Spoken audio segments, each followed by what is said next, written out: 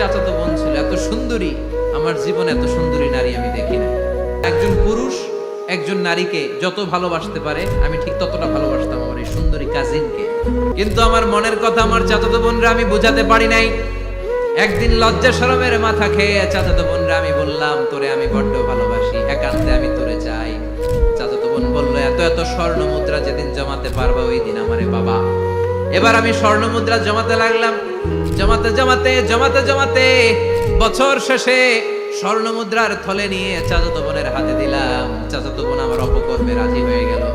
গোপন একটা রুমের ভেতরে আমরা ঢুকলাম, দুইজনেই জামা কাপড় খুলে নেকেড হলাম, জিনা করব। একেবারে ফাইনাল ডেস্টিনেশন আমরা চলে গেলাম।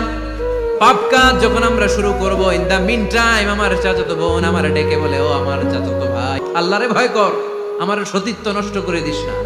আল্লাহ ওই মুহূর্ত থেকে ফিরে আসা কোনো পুরুষের পক্ষে সম্ভব ছিল না।